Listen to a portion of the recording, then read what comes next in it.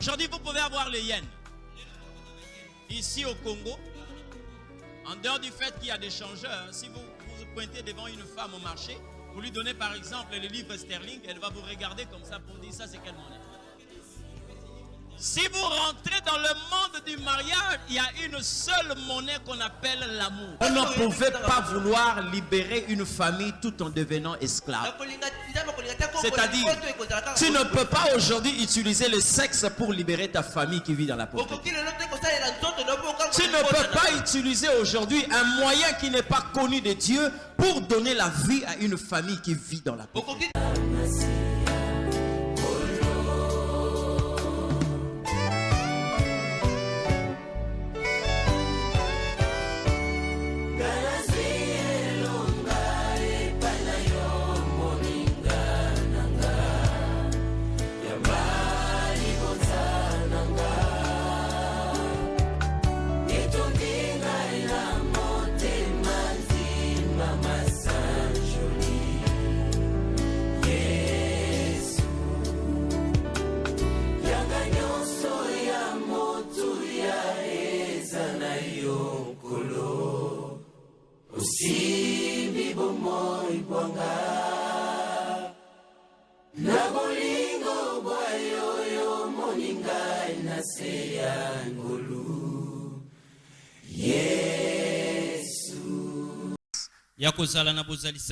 Amen. Amen. Parle-nous, Seigneur. Amen. Amen. Mettons-nous, que le Seigneur Dieu nous bénisse. Tuvandi J'ai toujours considéré le rendez-vous avec Dieu comme l'opportunité qu'on a donnée à une bouteille ou un récipient d'être sous un robinet.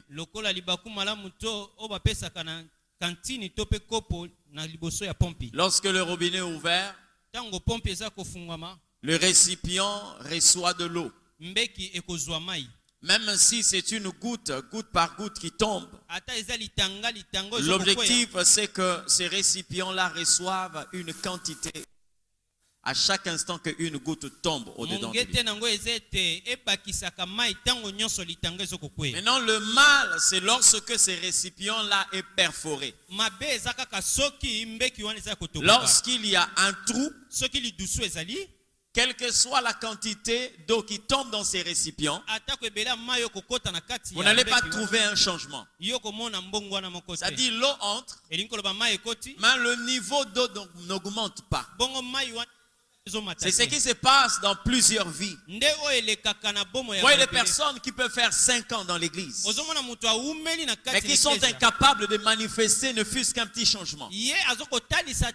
Parce qu'à chaque instant que Dieu vous convoque, il a quelque chose qu'il dépose dans votre vie. On peut venir comme un malade, mais à chaque instant que vous êtes dans la présence de Dieu, vous recevez une dose de guérison.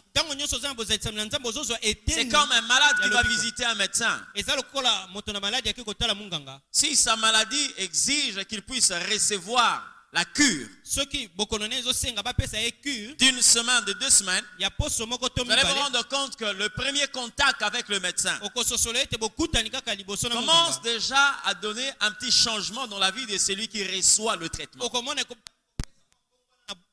Mais on doit se poser la question de savoir pourquoi on ne voit pas le changement dans ta vie. Si longtemps, s'il fallait cocher dans un carnet tes présences depuis le jour où tu as reçu Jésus, depuis le jour où tu as été baptisé, puis certainement ce carnet-là est en train d'aller vers sa fin. On a déjà utilisé plusieurs pages. Et quand vous regardez la vie de cette personne, il n'y a aucun changement. Amen. C'est pourquoi il est mieux, avant de regarder, avant de mettre un récipient au robinet, regardez d'abord si ces récipients n'allaient pas perforer. Parce que bien aimé, il est possible qu'aujourd'hui que vous puissiez recevoir les enseignements au même titre que ceux qui sont à l'école des dimanches.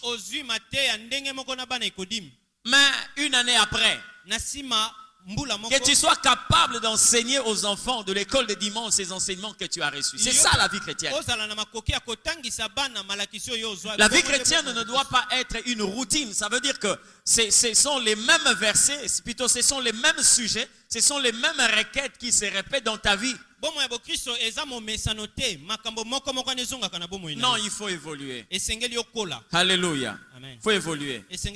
Et je le dis souvent, il ne faut jamais rater son rendez-vous avec Dieu. C'est-à-dire, tel que vous êtes là, Dieu nous a convoqués pour déposer quelque chose en nous. Donc, dans le processus de notre développement, Dieu a prévu quelque chose aujourd'hui qui va nous faire avancer d'un pas ou de deux pas dans son royaume. Et bien aimé, tu dois recevoir cela pour marquer le pas et avancer. Au-delà de tout ce qu'un parent peut faire pour son fils,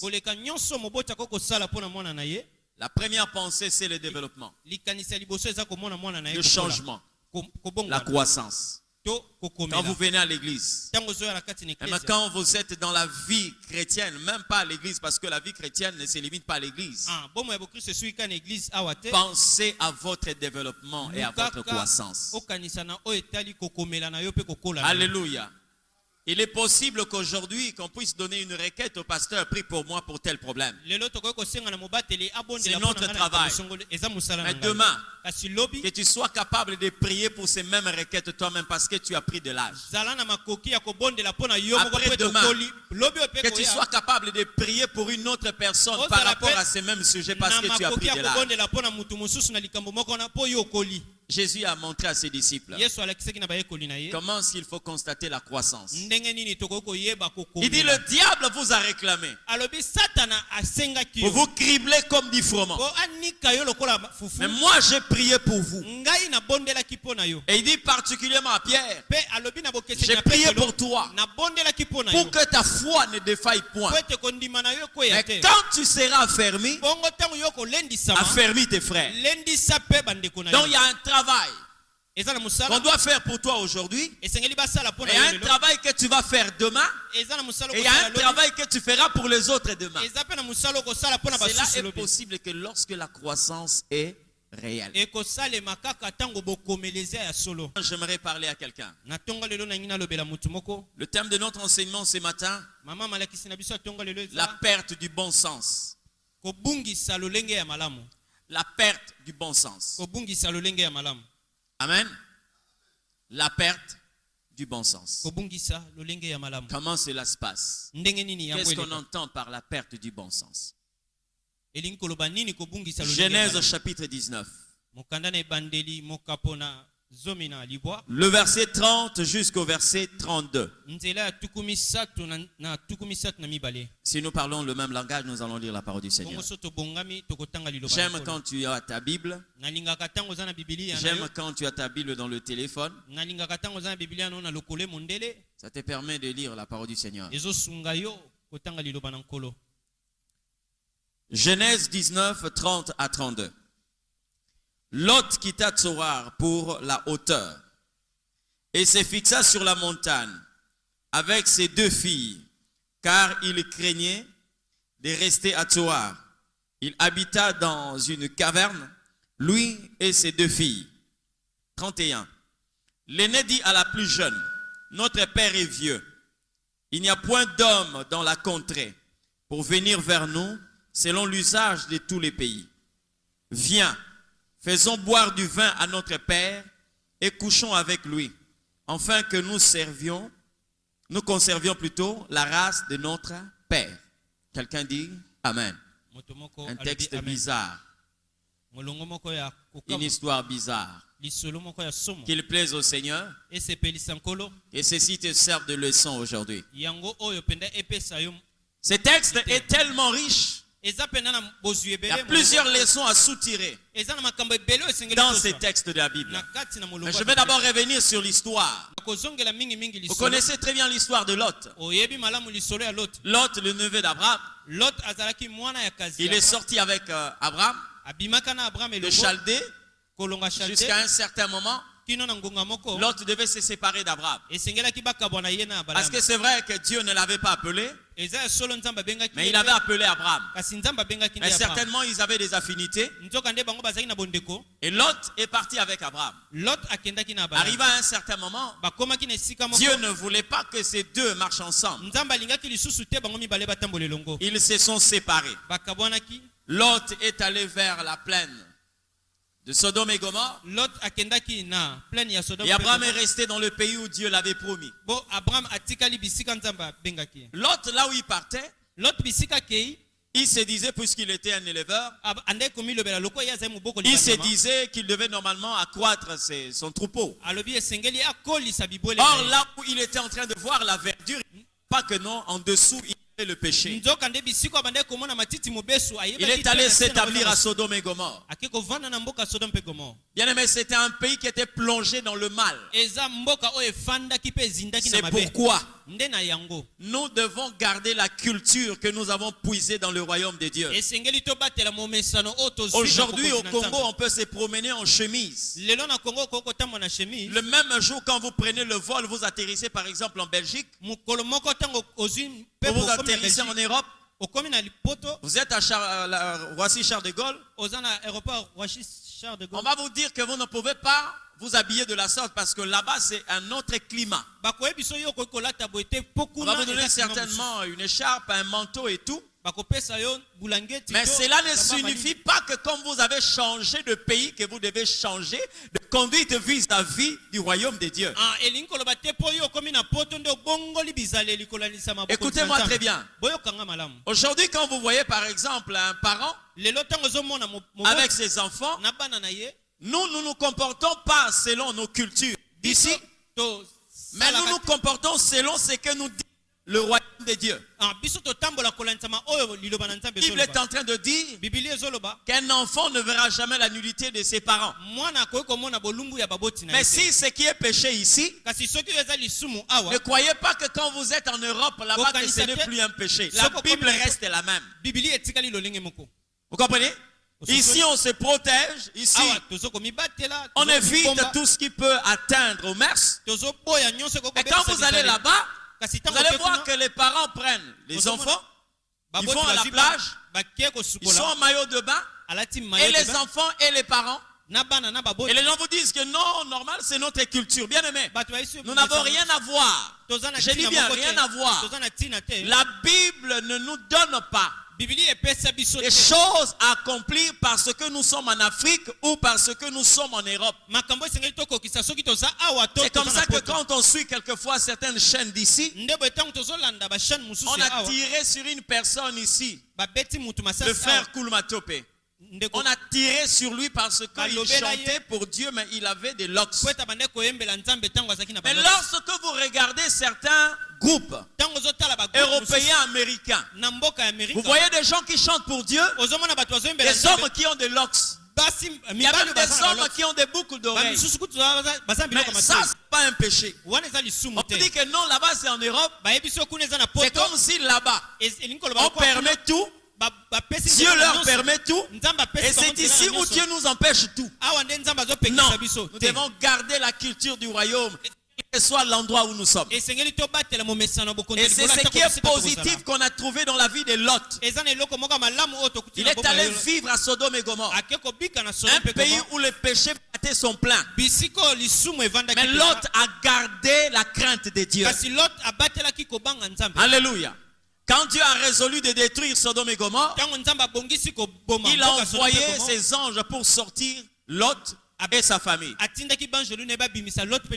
Il avait une femme et 2 enfants.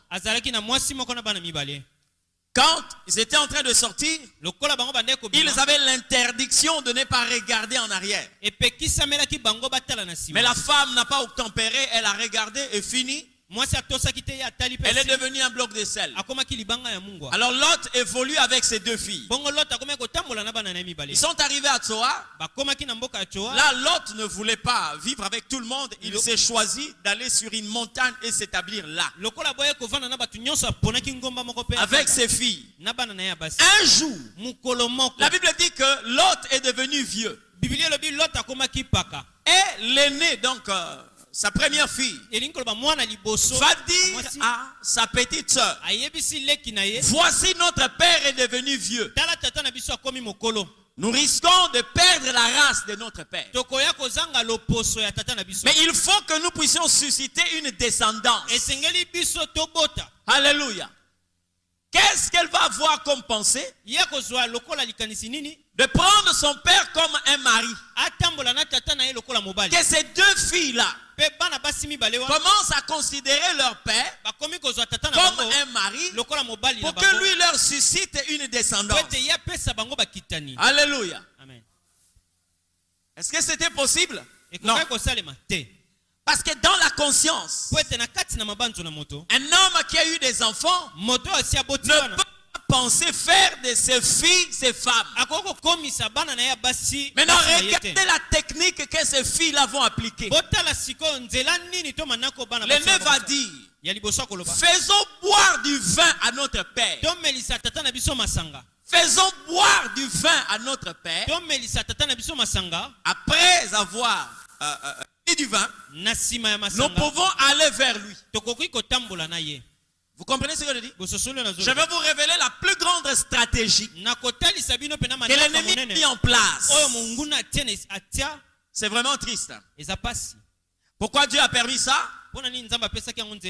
Certainement c'est une école pour que nous puissions savoir comment les choses fonctionnent. Papa ne savait pas. Déjà il y a eu une mauvaise pensée qui habitait ses filles. Vous savez quoi? De cette relation est né Moab. Vous comprenez? C'était des enfants nés de la malédiction. De l'inceste. C'est là où était partie Ruth. C'était une Moabite. Descendant de cette relation. Faisons boire du vin à notre père. Et après nous irons vers lui. Il nous suscitera une descendance. Et lorsque vous lisez la suite, vous allez vous rendre compte, la Bible dit, ils ont fait boire du vin à leur père. Quand ils se sont rendus compte que leur papa était ivre de vin, la première est allée avec son père. Elle a conçu. La seconde devait aussi opérer de la même façon. Maintenant, bien aimé, le vin a fait de sorte qu'un papa arrête d'agir comme un papa dans la vie de ses enfants, qu'il commence à agir comme un mari dans la vie de ses propres enfants. Quelle malédiction! Quelle déviation! Alors quand vous regardez ces textes de la Bible, vous allez vous rendre compte que ce que nous voyons dans le physique a aussi une source dans le spirituel. La Bible est en train de poser la question de savoir, est-ce que la nature ne vous enseigne-t-elle pas? Cette stratégie est utilisée par les esprits mauvais. Les esprits mauvais, il y a des démons qui agissent de la sorte. Ça veut dire que quand tu es là, un homme de bon sens, une femme de bon sens, ils peuvent t'enivrer dans les spirituels. Vous comprenez ce que je dis? Il y a des personnes qui font ce genre de rêve, en train de boire la boisson, en train de prendre de l'alcool. Quand ils se réveillent le matin, ils ne savent pas ce que cela signifie. Oh non, j'étais en train de rêver. Je prenais de la bière. Quelquefois, c'est un fils du royaume. Et très souvent, ces stratégies sont orientées vers le fils du royaume. Pourquoi est-ce que dans la vie de l'autre, il y a eu la première fille et il y a eu aussi la seconde fille? Parce qu'il n'a pas discerné. Il n'a pas discerné. Cette vie-là peut commencer à se répéter si tu n'as pas le discernement. Bien aimé, vous voyez dans la vie courante, quand quelqu'un prend par exemple la bière, quand quelqu'un, je ne vous conseille pas de le faire parce que moi je ne le prends pas, je sais que c'est interdit dans la Bible. Je n'ai pas le temps de vous ouvrir la Bible pour vous donner les versets. Même quand il y a des gens qui vous disent que non, bon, un peu de vin pour ta santé et tout, faites attention parce que là, il y a ce que nous appelons la traduction. la traduction. Dans la Bible, il y a des vins doux et les vins enivrants. Lorsque vous repartez dans les textes originaux, on vous montre de quel vin on est en train de parler. Ce n'est pas le vin enivrant. C'est un jus. Voilà. Comme le français est une langue pauvre, on traduit seulement vin et vin. Qu'est-ce qui se passe? Lorsqu'une personne dans le physique commence à prendre de l'alcool, vous vous rendez compte qu'il y a quelque chose qui va se passer dans son comportement. Il y a ce que nous pouvons appeler un trouble de comportement. Il y a des gens qui sont tellement calmes, mais quelquefois ils deviennent bavards lorsqu'ils prennent quelque chose. Il y a des gens qui sont tellement réservés, mais ils deviennent sans garde quand ils prennent quelque chose. Ce que nous voyons dans le physique se passe aussi dans le spirituel. Est-ce qu'il y a des gens ici qui ont déjà fait ces rêves-là en train de boire, par exemple, de la bière? Est-ce qu'il y a des gens? Non, n'aie pas peur. Nous sommes en train de prêcher. C'est des réalités que vous devez connaître, parce que lorsque un peuple n'a pas de discernement, vous pouvez déjà être dans un combat sans pour autant savoir que vous êtes déjà combattu. Vous croyez que c'est un songe, mais faites attention. Alléluia. Lorsque quelqu'un prend de la bière, vous vous rendez compte que cette bière commence à lui donner un certain comportement. Dans l'histoire, les gens qui ont eu à découvrir le chanvre ou le tabac indien, donc, celui qui avait découvert le tabac indien, c'est que nous appelons le chanvre. Comment est-ce qu'ils ont découvert ça? Ils étaient en train de paître leurs chevaux. Ils se rendaient compte que quand les chevaux arrivaient à un certain moment, ils commençaient à avoir un comportement très agité. Mais pourquoi quand ils arrivent ici, ils deviennent agités? Premier jour, deuxième jour, troisième jour. Non, c'est pas possible. Nous devons commencer à étudier chaque feuille, chaque plante. Et ils ont commencé à étudier. Ils arrivent, ils prennent des échantillons, ils viennent donner aux chevaux. Ils mangent, rien ne se passe. Ils prennent un autre, ils amènent, ils mangent, rien ne se passe. Ils prennent tel qu'ils amènent, les chevaux ont goûté, ils ont commencé à s'agiter. Ils disent, ah non, cette semence-là n'est pas bonne. Ils ont commencé à étudier ça. C'est là où ils ont découvert qu'il y avait des effets qui pouvaient troubler la conscience de quelqu'un. Et malheureusement, les gens ont commencé à consommer ça. Vous comprenez ce que je dis? Les gens ont commencé à consommer du chanvre. Il y a quelqu'un qui avait découvert ça. C'est-à-dire, quand on n'a pas pris ces choses, quand on n'a pas été en contact de ces choses, on peut garder ses sens. Dès qu'on le prend, fini, vous êtes hors des sens. Alléluia. Et c'est comme ça dans les spirituels. Il y a des gens qui ont un sens correct. Il y a des femmes qui ont des sens corrects. Des enfants qui ont des sens corrects. À un certain moment, les esprits mauvais peuvent venir enivrer ces gens.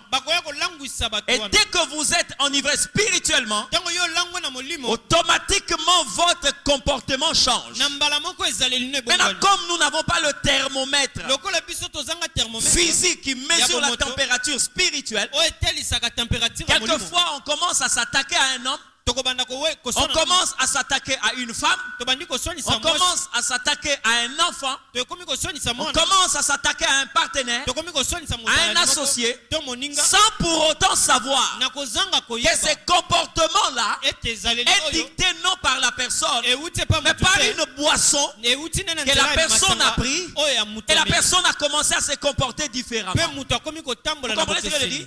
C'est-à-dire que c'est possible. Mais quand je vois, par exemple, une fois j'ai dit à quelqu'un, on était en train de discuter. J'ai dit, mais ceux-là qui vont dans les sciences occultes, mais il y a des des moments où même quand on te donne une condition, essaie quand même de poser la question à Satan. Parce que Jésus, ce qu'il nous demande de faire, lui-même il l'a fait. N'est-ce pas? Lui-même il a fait et il nous demande de le faire. Mais comment c'est possible que dans une loge occulte, pour une promotion, pour un épanouissement, le diable va dire à quelqu'un de sortir avec sa mère?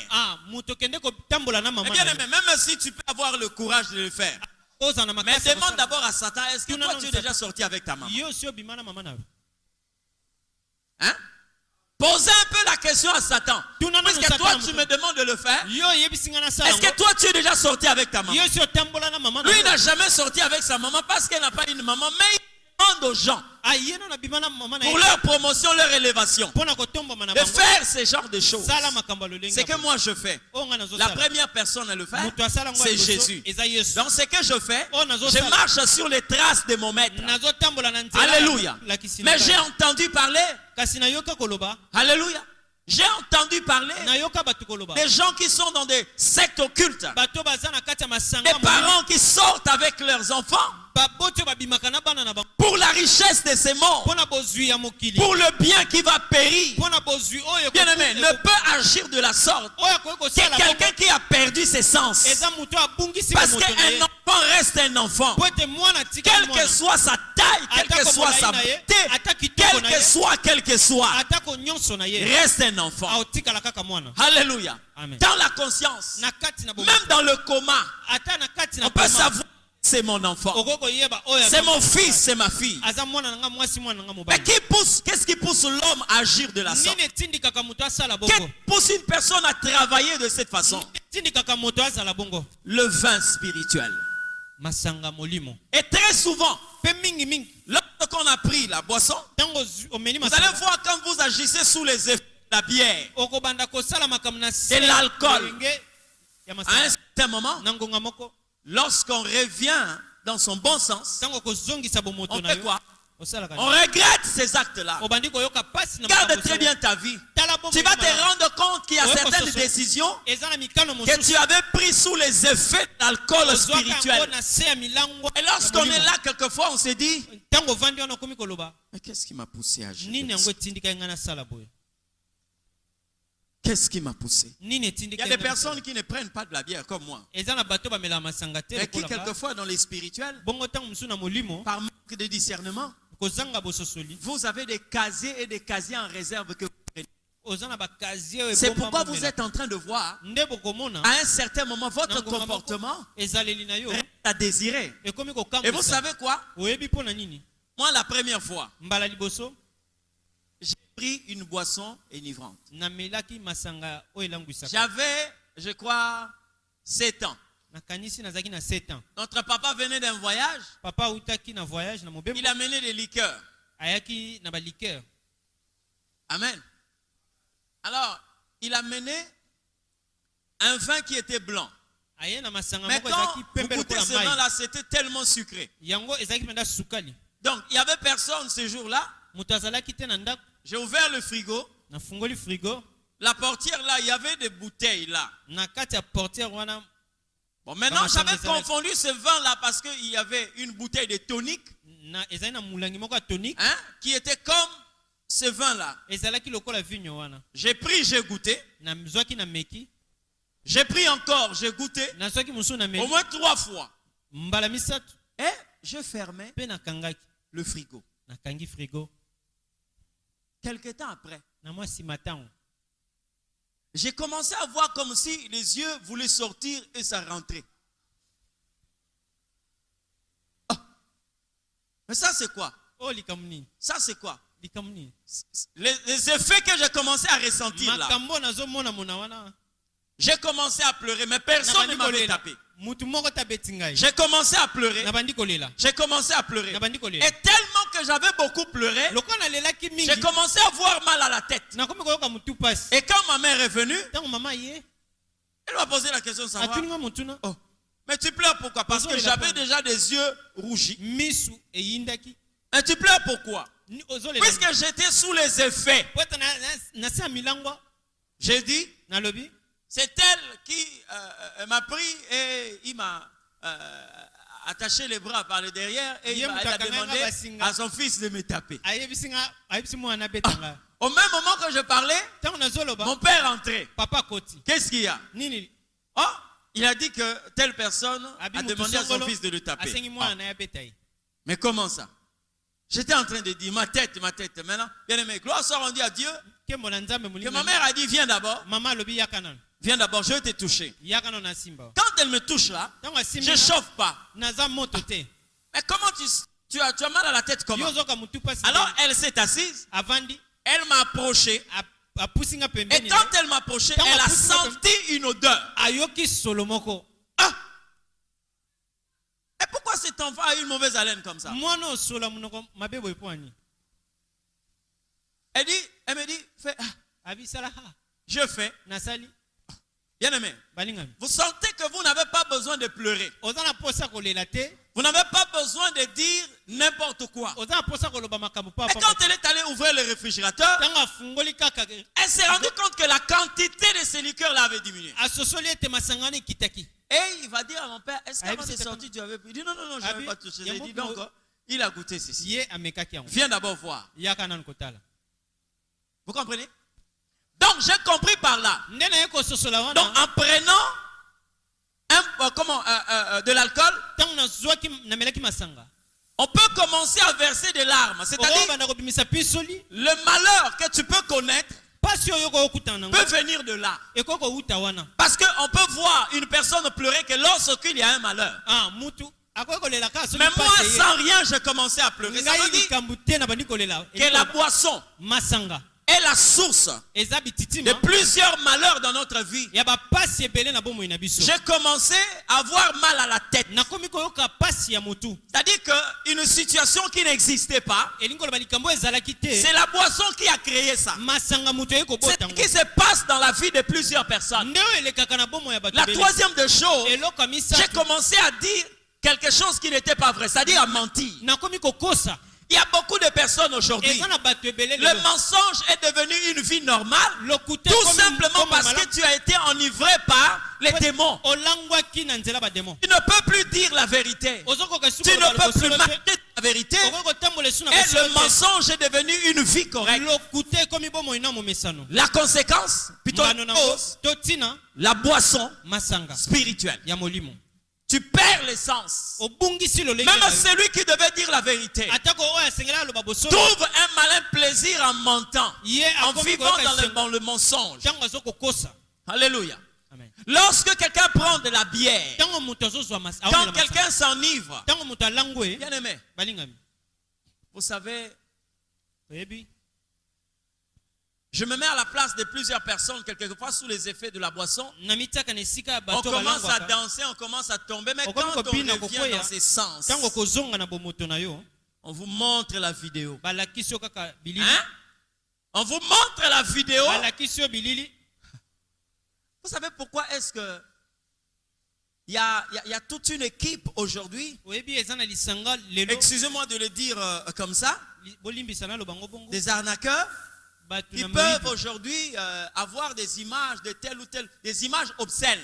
Par exemple à la personne, si tu ne donnes pas $10,000, on va balancer ces images. Hein? Et il y a de ceux qui sont en train de se battre bec et ongle pour trouver cet argent parce qu'ils ne veulent pas que leur personnalité soit salie. Mais posez-vous la question de savoir, quand ils étaient en train de faire ça, ils faisaient ça sous quelle pensée? Amen. Ils ont trouvé un mal plaisir à le faire. Mais maintenant qu'on va balancer ce que tu étais en train de faire, le plaisir que tu étais en train de trouver, non, ne fais pas comme ça, je vais t'envoyer l'argent. Pourquoi tu as peur? Et tu comprends par là, c'est des gens qui agissaient sous les effets de l'alcool spirituel. Ça peut t'arriver. Alléluia. Beaucoup de personnes aujourd'hui vont interroger ceux qui sont incarcérés. Dans les lieux carcérales que nous connaissons, Makala, Luzumu, tout ce que vous connaissez, va leur interroger. S'il fallait que le Seigneur Dieu puisse rebobiner l'année, il fallait que le Seigneur puisse rebobiner la décennie, qu'est-ce que tu aurais souhaité? Il va te dire, l'acte que j'avais posé, je ne le poserai plus jamais.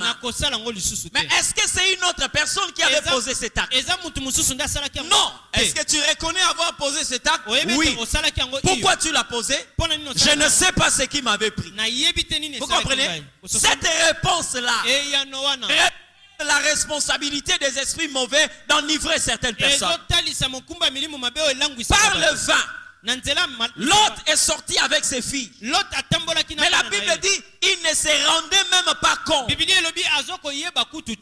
se rendait pas compte. Jeune fille, lorsque tu es sous le toit parental, on te donne à manger, on te donne l'argent pour l'école, on t'habille, on prend soin de toi. Et quand tu as la pensée de vouloir vivre comme une femme mariée aussi longtemps que tu es sous le toit parental, quelle est cette fille? Tes parents te connaissent comme une fille, mais à l'extérieur là-bas tu es devenu une femme. Amen. Amen. Hier encore, il y a quelqu'un qui m'appelait de Brazzaville, un fils qui m'appelait de Brazzaville pour dire, papa, ici on a un problème. Telle est devenue grosse. C'est sa petite soeur. Ah bon? Mais comment ça s'est passé? Vraiment, je ne comprends pas. C'est pourquoi elle ne voulait plus rester à la maison. Elle a préféré aller chez l'oncle. Maintenant, quand elle s'est retrouvée enceinte, c'est à 5 mois qu'ils ont détecté qu'elle est enceinte. Maintenant, on va vers l'homme. L'homme dit, oh, ah bon? Maintenant, la fille découvre le vrai visage de celui qui était en train de lui dire, je t'aime moi non plus. Quand je ne te vois pas, je n'ai pas sommeil. Menteur. Oh, je ne peux pas vivre sans toi. Escroc. Maintenant, on découvre son visage. Maintenant, quand vous posez la question à une telle jeune fille, la réponse, ce sont les larmes. Si je savais, oui, si tu savais, mais tu le savais. Le problème c'est que tu n'as pas pu garder ta bouche au vin des esprits. Tu as accepté d'être enivré par les esprits mauvais. Ça dérangeait ton comportement. Ça dérangeait ton comportement. Aujourd'hui, tu es en face des conséquences. Si je savais. Vous savez quoi? Dans la Bible, il y a un homme, l'un des fils de David qui s'appelait Amnon. Comment c'est possible que quelqu'un puisse aimer sa sœur? Comment vous expliquez ça? Il a aimé sa sœur. Aimé pas dans le sens qu'elle est belle, mais de la prendre comme une femme. Écoutez-moi très bien. Parce que quand vous êtes déjà dans ce genre de faits, vous devez chercher la face de Dieu. Lui va aller chercher une autre personne qui était aussi ivre. C'est son ami. Il lui dit, voici ce que je suis en train de ressentir à l'égard de ma soeur. Et lui va lui donner un conseil aussi de personnes enivrées. Joue au faux malade. Dis à ton père qu'il envoie ta soeur pour te préparer un gâteau. Et tu vas profiter pour abuser d'elle. Amnon a pratiqué ses conseils. Amen. Il a pratiqué ses conseils. Et comme c'était une demi-sœur, alors son frère Absalom va apprendre que son frère, un autre frère, abusait de sa sœur. La Bible dit qu'il s'est levé, il est allé tuer son frère. Il a donné la mort à son frère. Mais bien aimé, s'il fallait interroger Amnon après la mort, il va te dire que je regrette pourquoi j'avais fait ça. Parce qu'il pouvait vivre. Mais à cause de cet acte dicté par les esprits mauvais, ivre, Il a posé un acte. Et cet acte-là lui a coûté la vie. Il a été poignardé, il est mort. Bien aimé dans le Seigneur. Je suis en train de parler à quelqu'un. Toi qui es là. Il y a beaucoup de fois que quelquefois tu prends de décisions sous les effets de l'alcool spirituel. Alléluia. Il y a une femme dans la Bible. Elle s'appelait Vachi. Je crois que cette femme a eu à regretter après. Qu'est-ce qui m'avait poussé à résister à l'appel de mon mari? Si elle porte la couronne, ce n'est pas parce qu'elle est la plus belle de toutes les femmes, non. Parce qu'elle a reçu la grâce d'être épousée par le roi. Mais un jour, le roi a organisé un festin. Et il dit à ses conseillers, allez m'appeler Vachi. Parce que la Bible reconnaît cette femme comme étant une très belle femme. Appelle-moi Vachi. Qu'elle vienne et que je la présente devant mes invités. Le roi voulait se vanter de sa beauté. Quand les émissaires du roi sont arrivés, ils ont dit à Vachi, le roi t'appelle. Vachi a dit, j'ai des occupations ici. Je ne viens pas. Alors dès qu'ils sont rentrés, c'était une humiliation pour le roi. Alors le prince qui était à côté, ils ont dit au roi, tu dois prendre une décision. Parce que si les femmes apprenaient ce que la reine a fait au roi, ça deviendra une culture dans ces royaumes. Le roi a dit qu'elle soit dépouillée de sa qualité de reine. Vous comprenez? C'est là où est venue Esther. Mais je crois, Vachi, lorsqu'on l'a dépouillée de sa qualité de reine, certainement elle s'est posé la question, pourquoi j'avais agi ainsi? Qu'est-ce que j'avais fait? Beaucoup de personnes agissent de la sorte. Amen. Comment toi, une femme qu'on a épousée, tu ne dois pas respecter ton mari? Ça vient d'où? Ça vient d'où? Quelqu'un qui t'a honoré. Nous l'église, nous t'avons marié parce que nous savons que la Bible nous dit, femmes soyez soumises. D'où vient ce langage-là que la femme puisse dire à son mari, français pour comprendre que la femme est en train de dire, moi je n'aime pas un mari qui tente à me dominer. Or la Bible dit, l'homme dominera sur ça.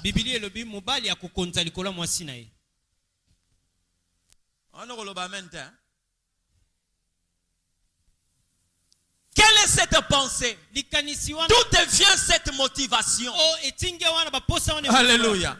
D'où vient cette motivation? Il y a des personnes quand vous le regardez, quand vous regardez les actes qu'ils posent, vous voyez que c'est deux personnes tout à fait différentes.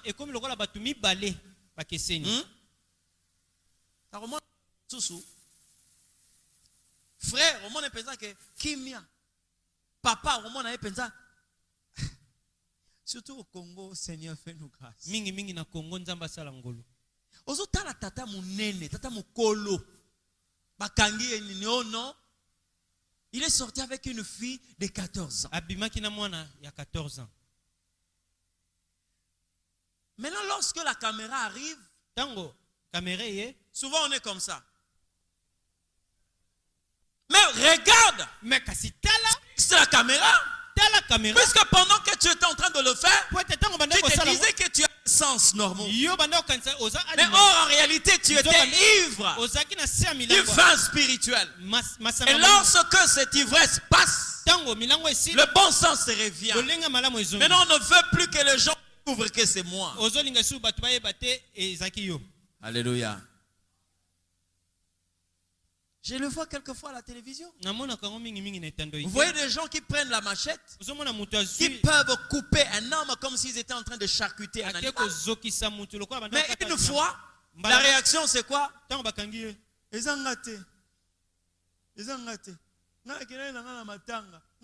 Et quand on pousse à fond,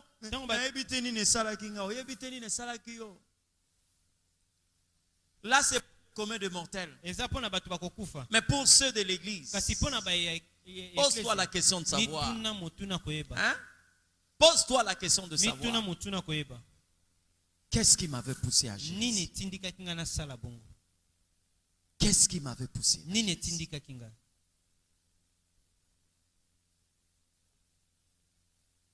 Quand on apprend que tel frère a engrossé tel, mais ok, ma église, pourquoi?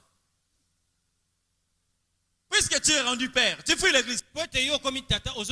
Pourquoi tu fuis l'église? Tu veux pas qu'on puisse te voir. Pourquoi? Parce que le bon sens revient. Le bon sens revient. Alléluia. Ton bon sens revient.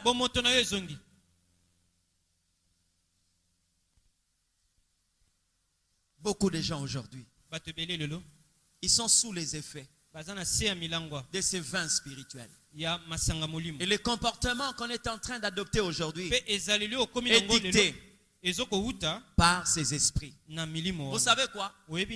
Lorsque quelqu'un prend du vin, nous l'avons toujours interrogé.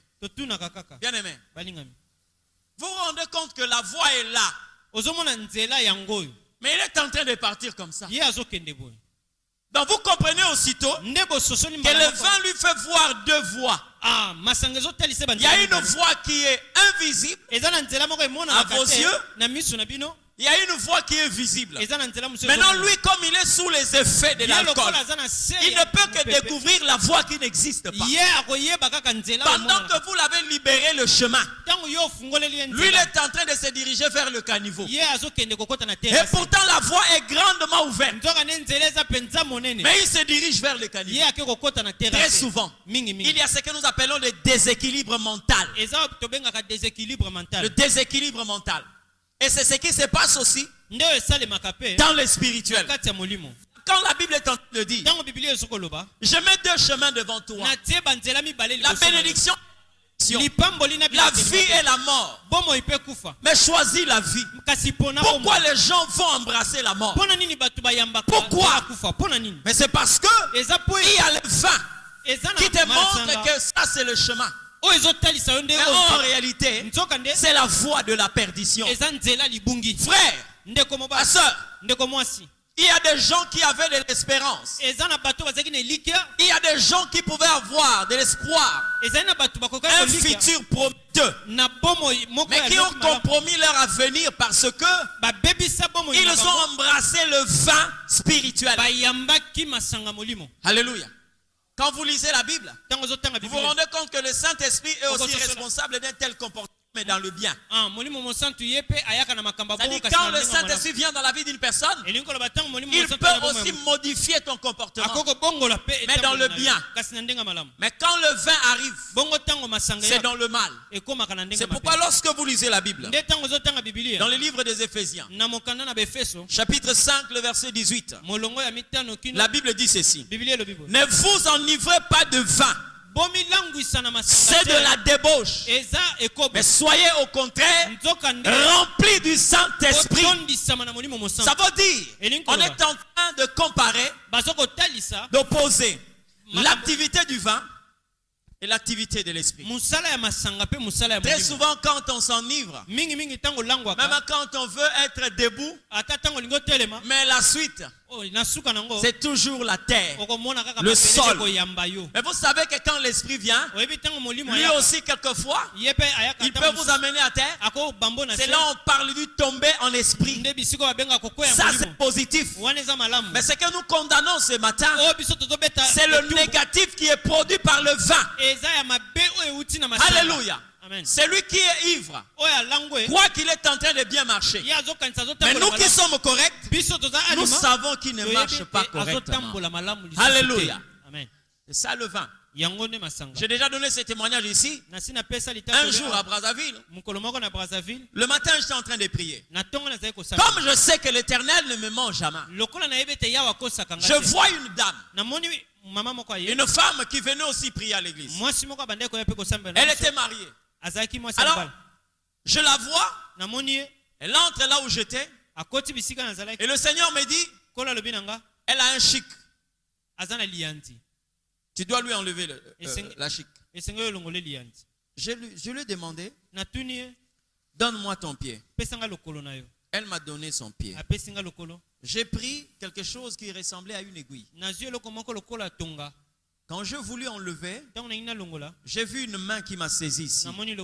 Et cette personne m'a dit, elle a des choses à te dire avant que tu fasses ça. Cette vision est partie. Le matin, je l'appelle. Et comme c'était le bon matin, elle dit à son mari, le pasteur m'a appelé. Elle est arrivée à la maison.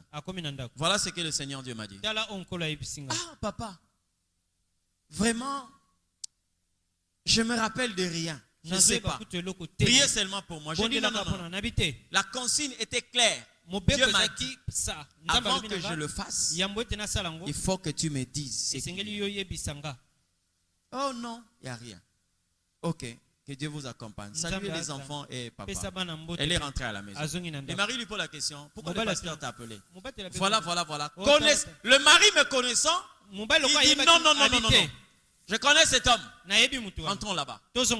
Vers 9h, je vois le couple à la maison. Papa. Vraiment, j'ai dit à maman, s'il y a un problème, elle doit dire ça. Mais elle était déjà ici. Dit non, papa. Vous ne pouvez pas donner un message comme ça. C'est qu'il peut y avoir un problème.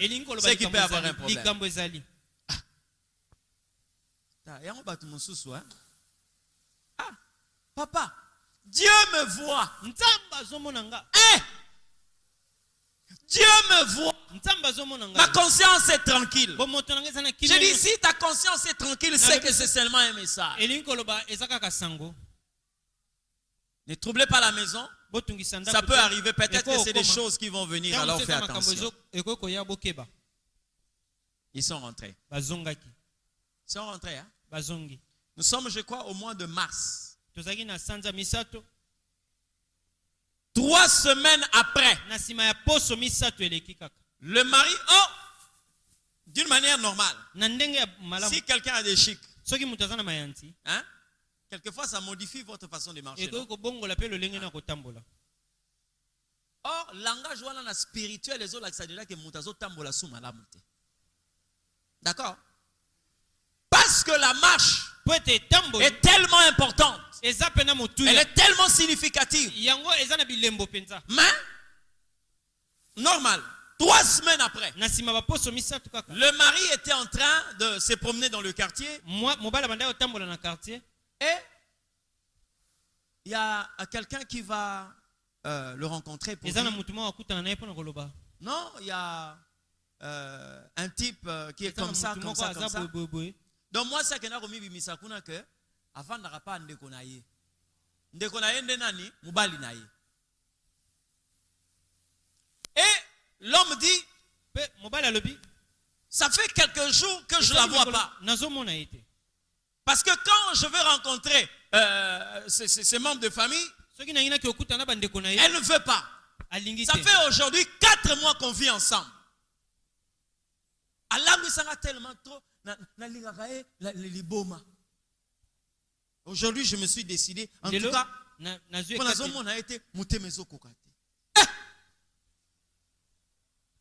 la personne dit Tala, mubali na ye wana. Non. Tu vas me dire. C'est une femme mariée. Bien aimé. Quand Dieu révèle quelque chose, hein? Si c'est dans les profondeurs, tu dis non. Dieu amènera cela sur la surface. Quand on a parlé au mari, voici il est là. Cet homme-là. Il dit, mais moi je ne savais pas. Parce qu'elle m'a dit que non, elle vit chez un membre de famille. Elle n'est pas mariée. Ça fait déjà plusieurs mois qu'on est ensemble, qu'on vit ensemble.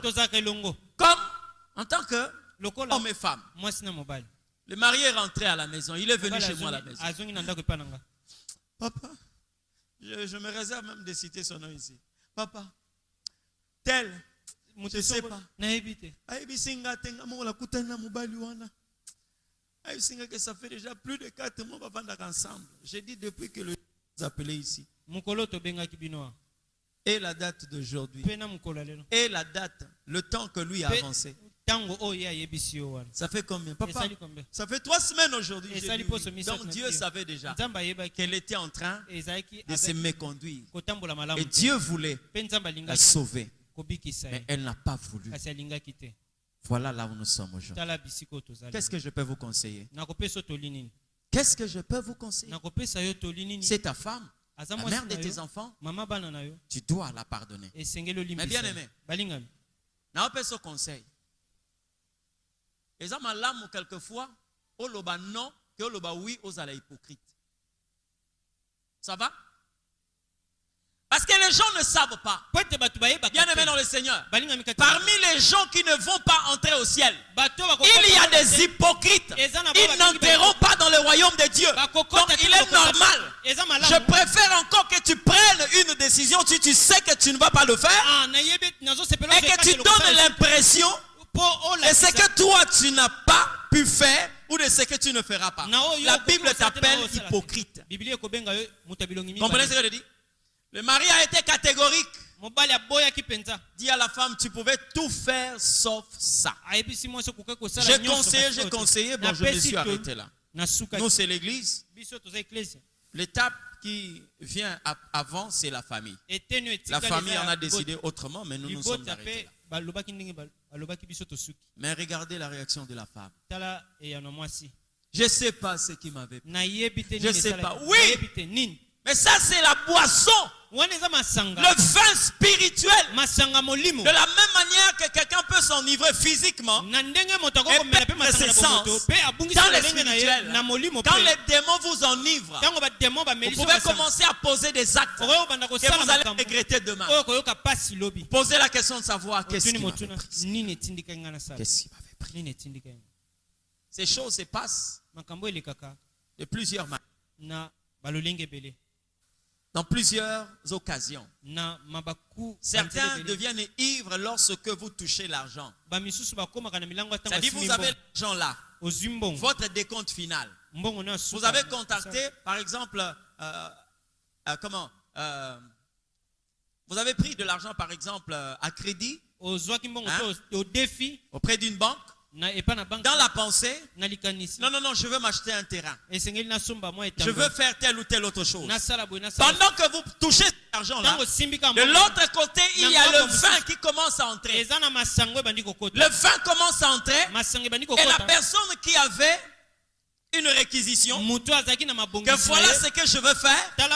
Vous voyez, cette personne commençait à ressusciter même des anciens amis. Ceux qui étaient à l'école avec lui, on était à l'université, on était au collège, mais des gens qui n'ont pas bonne vie. Et on commence quelquefois à vous amener là où vous n'avez pas l'habitude de circuler.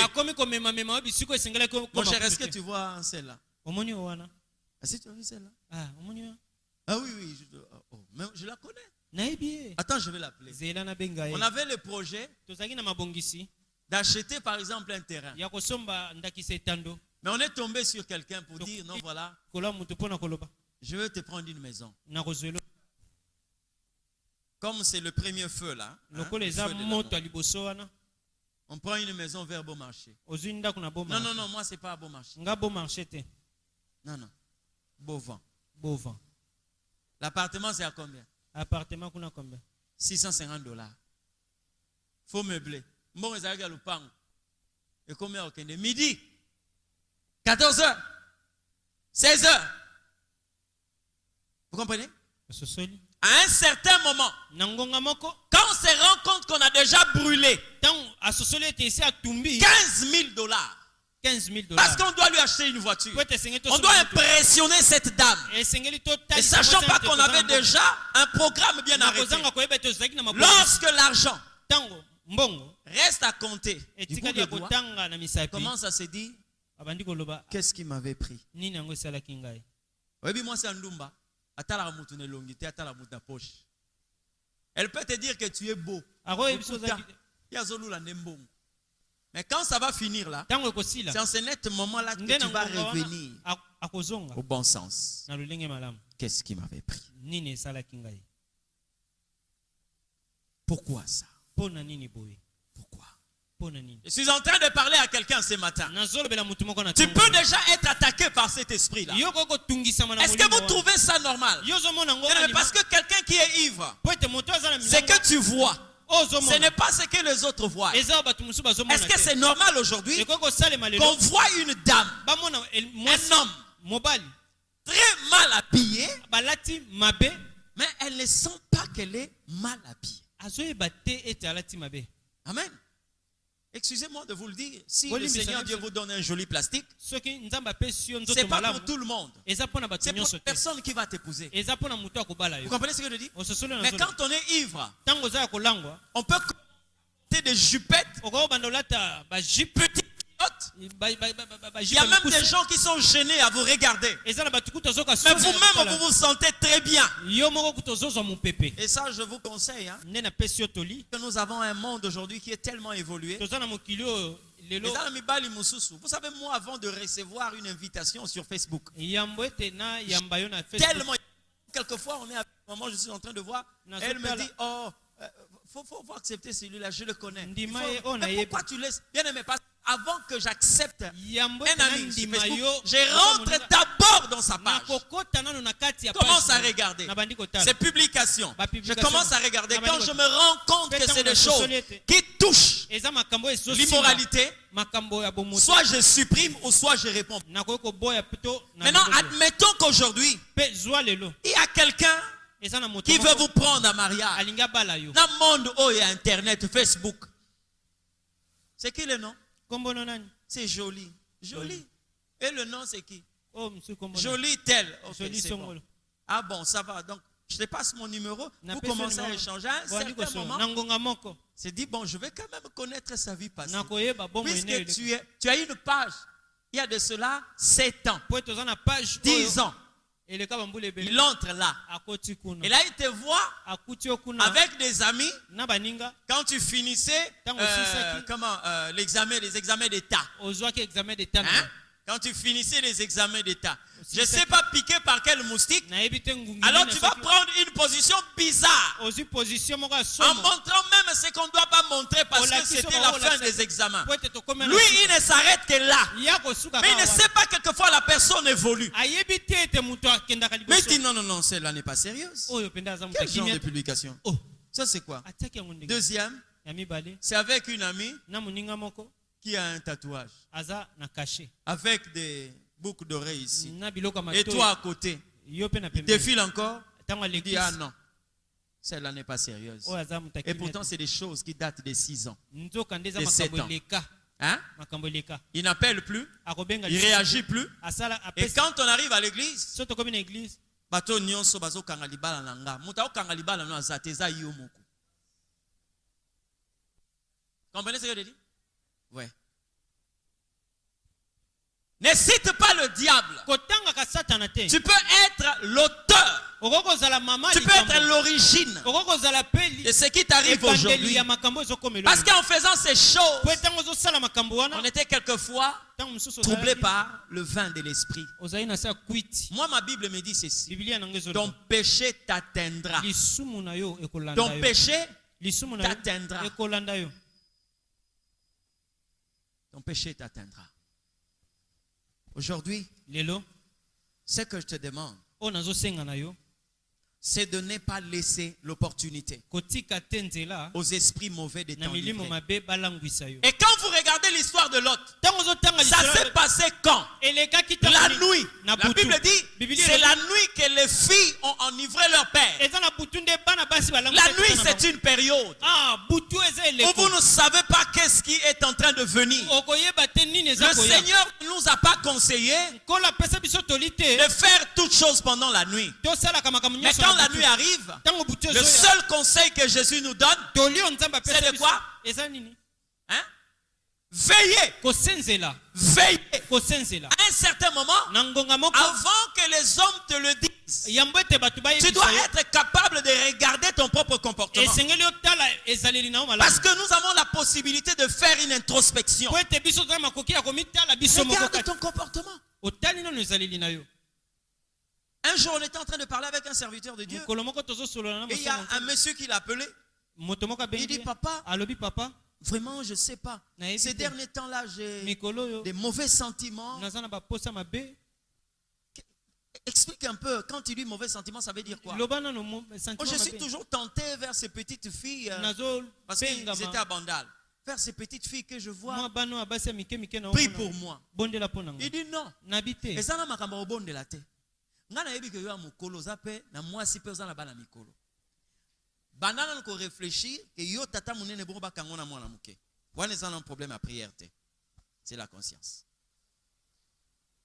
D'accord? À un certain moment, il faut laisser les pasteurs tranquilles. Laissez les pasteurs tranquilles. Hein? Ebita onzamba sali mutu ha? Asali yo apesi yo maye, la pesi yo fondi makenzamba chayo pe soni. Hein? Azu pe soni atikati na yo. Donc makamusu ata prière te. Hein? Yo mo moni penza que ngana ko telema wate. Hein? Je peux pas me mettre ici. Non, non. Tout mais sauf ça. Ce n'est pas parce qu'on est tellement spirituel, mais c'est parce qu'on a des sens. Vous comprenez ce que je dis? La conscience parle. J'ai dit une fois ici, chacun de nous se promène avec un prophète. Un prophète qui n'exige pas une offrande de prophète pour qui te prophétise. Ce prophète s'appelle la conscience. Il y a des choses que tu ne peux pas faire parce que la conscience est en train de travailler. Vous comprenez ce que je dis? Le vin spirituel, ça a enivré beaucoup de personnes. Et on a pris des décisions qu'on a regrettées plus tard. Pourquoi j'ai pu faire ça? Pourquoi j'ai pu faire ça, Seigneur? Pourquoi? Mais pour que tu ne te retrouves pas sur la liste de ceux qui disent si je savais. L'Éternel Dieu te parle aujourd'hui pour que tu ne puisses pas verser. Parce que ce qui se passe, c'est quoi? Le vin, quand il vient dans ta vie, il commence à anéantir tes sens d'un point jusqu'à un point qu'on appelle l'inconscience. C'est-à-dire tu commences à agir. Tu commences à faire des choses dans ton inconscience. Une fois, j'étais à Point Noir pour aller parrainer un mariage. On voulait me faire visiter la ville.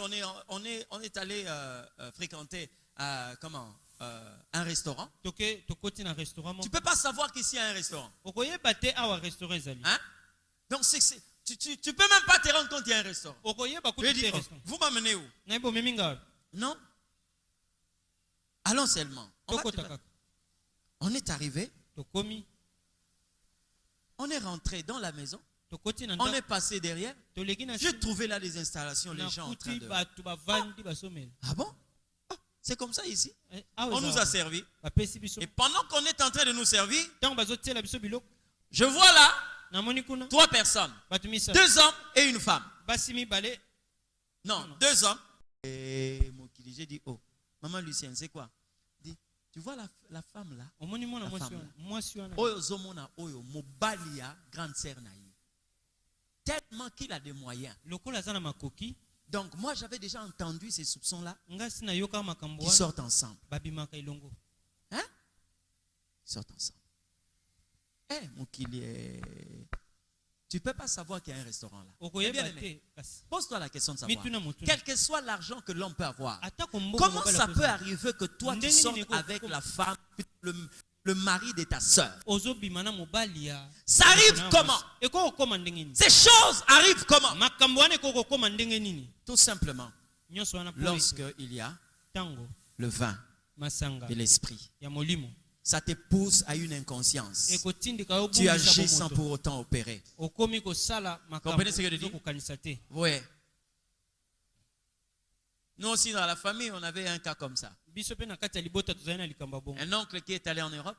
Il était chez son grand frère. Après, il a vu qu'il pouvait se libérer. Bon, voilà, je suis libre. Et après, on a appris qu'il vit chez une femme. Et quand on a fait savoir à sa mère que voilà, il est en France, tel endroit. Comment ça? Chez qui là-bas? On ne sait pas s'il a pris une maison. Vérification faite. Oh non, il vit chez sa femme. Alors la maman va dire, moi je ne connais pas cette femme et tout. Allez-y. Son grand frère est parti là-bas. Parlophone. C'est qui? Oui, je suis venu chercher telle personne. Ah bon? J'arrive. Vous voyez la personne qui ouvre la porte? Cherchez qui? C'est elle. Il est en train de dormir. Comment ça? C'est mon mari. Ton mari? Ton mari comment? Et son frère va dire, maman. Donc la femme qui vit avec lui est plus âgée que sa maman. C'est quelle histoire ça? Il n'y a que le vin qui peut agir de la sorte. Et quand sa maman a envoyé ses frères pour aller sortir de là, quelques temps après, comme il n'y avait plus de contact avec sa maman, maman était tellement fâchée, la grand-mère était tellement fâchée. Quelques temps après, il a commencé à présenter des excuses. Maman, pardonne-moi, je ne sais pas ce qui m'avait pris. C'est là où je vais t'amener, toi. C'est là où je vais t'amener. Tu dois te libérer du vin spirituel. Tu dois te libérer de l'alcool spirituel. Aujourd'hui, tu es en train de souffrir. Bien aimé, ces choses payent cash. Ces choses payent cash. Payent cash. Je vous ai dit une fois. Ici, je regrette beaucoup. J'ai une fille qui aujourd'hui pouvait déjà être à sa 11e année de mariage. 11 ans de mariage. Aujourd'hui, 11 ans de mariage. Vous savez pourquoi? Elle a rencontré un homme. Cet homme est venu même jusqu'à l'église. Papa, cet homme-là venait de France. Papa, moi, je veux vraiment épouser votre fille. Il commençait déjà à faire même des programmes. Comment est-ce que ça allait se passer? L'homme, comme il avait un peu de moyens, il dit non, avant que je rentre, je vais rentrer avec ma femme. Mais il faut que nous puissions faire ce qui est normal pour que nous puissions être ensemble. Ils sont venus à l'église un jour. Moi aussi, je ne savais pas. Comme Dieu a l'habitude de le faire. Il a ouvert les balichons. Hein? J'ai prêché comme je pouvais prêcher. C'est fini. Les gens sont rentrés à la maison. Le soir, je vois un appel. Je décoche. C'est l'homme qui dit, papa, vraiment, faut qu'on se voie. J'ai dit, mais moi, je ne reçois pas maintenant là. C'est vraiment urgent. Bon. Ok. Demain alors. Ok, pas de problème. Je suis descendu à l'église. Ils sont venus. J'ai regardé la femme, des yeux déjà larmoyants. J'ai regardé l'homme abattu. J'ai dit, qu'est-ce qui se passe? Non, papa, après la prédication d'hier, quand on est rentré, la femme m'a dit, j'ai quelque chose dans mon cœur. Je ne sais pas garder cette chose après une telle prédication. Tu sais le jour où tu m'as mené chez vous, quand tu m'avais présenté à ton père, tu t'es rendu compte que personne d'entre nous n'avait réagi. Parce que il y a de cela 2 ans, j'étais en train de chercher du travail. Je suis tombé sur la boîte de ton père. J'étais encore... j'ai eu à sortir avec ton papa.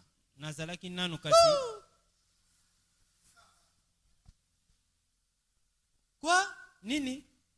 Je ne savais pas que quelques années après, on allait se rencontrer. Je sais pas. Mais quand tu me parlais de ton père, le jour-là, quand je l'ai vu, donc en fait, j'étais vraiment hors de moi. Mais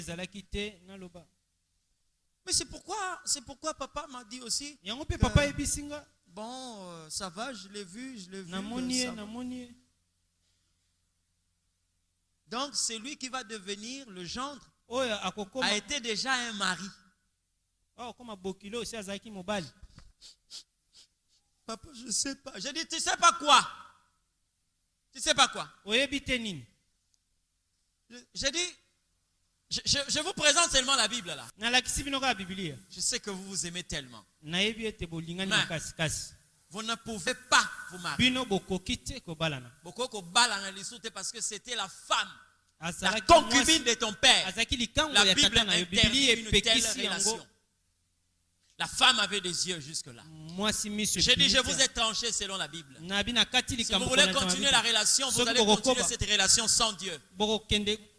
Bien aimé, ton péché va te rattraper. Tes erreurs vont te rattraper. Alors je te parle, fais attention parce que tu peux poser des actes. Quand elle était en train de poser cet acte-là, certainement elle se disait, le travail est là, le plaisir charnel est là. Mais elle ne savait pas que c'était une sémence qui préparait la destruction de son mariage. Vous voyez, tel que nous sommes en train de prêcher, jusqu'à aujourd'hui, elle n'est pas encore dans le foyer. Elle n'est pas encore mariée. Mais ça fait 11 ans. Et cette situation s'est passée. Comprenez? Faites attention avec le vin de l'esprit. J'ai dit bien, faites attention avec le vin de l'esprit. Même la folie que vous voyez là, la folie est aussi un degré de cette stratégie de l'ennemi.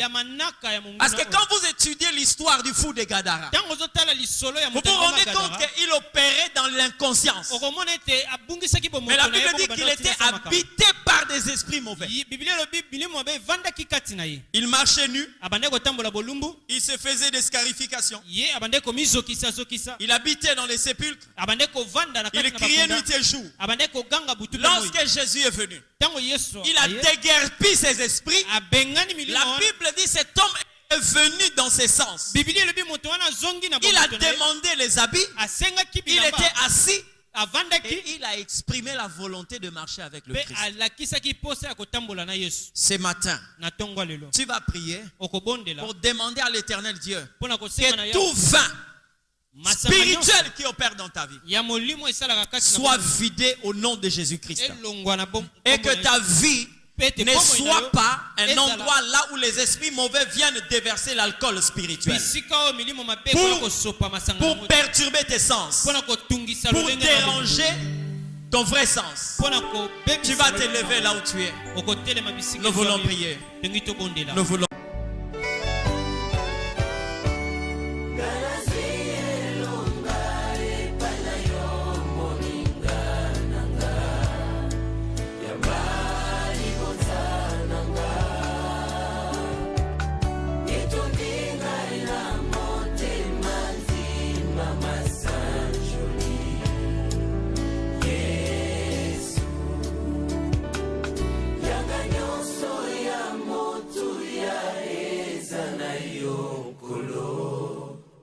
Usibi bomoy bonga